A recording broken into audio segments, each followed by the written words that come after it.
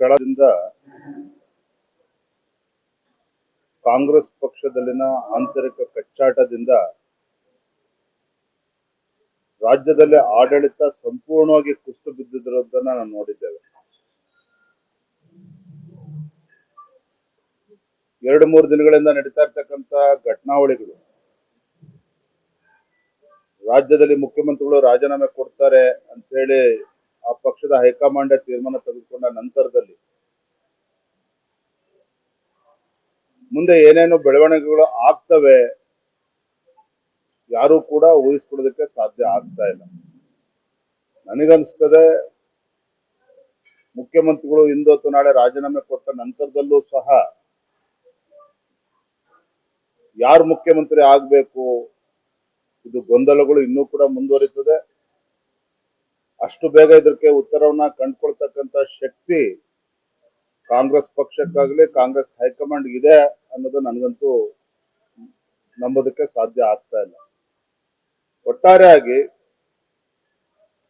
ಆಡಳಿತ ಪಕ್ಷದ ಆಂತರಿಕ ಕಚ್ಚಾಟದ ಪರಿಣಾಮ ರಾಜ್ಯ ಅಂತೂ ಈ ಕಾಂಗ್ರೆಸ್ ಪಕ್ಷದ ಆಡಳಿತದಿಂದ ಕಳೆದ 3 ವರ್ಷ ಆಡಳಿತ ವೈಖರಿ ಹೇಗಿದೆ ಅಂತ ಹೇಳಿದ್ರೆ,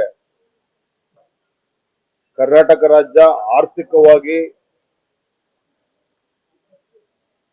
ಆಡಳಿತಾತ್ಮಕವಾಗಿ ಎರಡೂ ದೃಷ್ಟಿಯಿಂದ ಕೂಡ ಸಂಪೂರ್ಣ ನೆಲಕಚ್ಚಿರುವಂಥದ್ದು.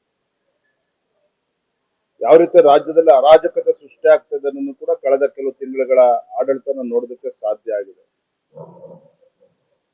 ಒಂದು ಕಡೆ ಆರ್ಥಿಕ ದಿವಾಳಿಯತ್ತ ಕರ್ನಾಟಕ ರಾಜ್ಯ ಸಾಗ್ತಾ ಇದ್ರೆ, ಭ್ರಷ್ಟಾಚಾರ ಮತ್ತು ಆಡಳಿತದ ಕುಸಿತದಿಂದಾಗಿ ಸಾಮಾನ್ಯ ಜನರು ಇವತ್ತು ಬೇಸತ್ತಿರುವುದನ್ನು ಕೂಡ ನಾವು ನೋಡ್ತಾ ಇದ್ದೇವೆ.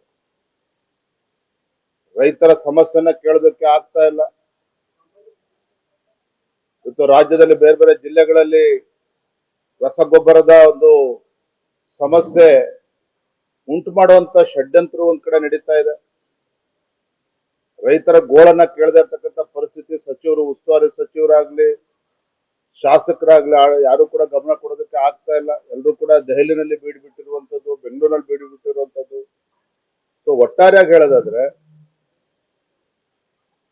ಈ ಕಾಂಗ್ರೆಸ್ ಸರ್ಕಾರ ರಾಜ್ಯದ ಜನರ ಪಾಲಿಗೆ ಶಾಪವಾಗಿ ಪರಿಣಾಮ ಆಗಿದೆ.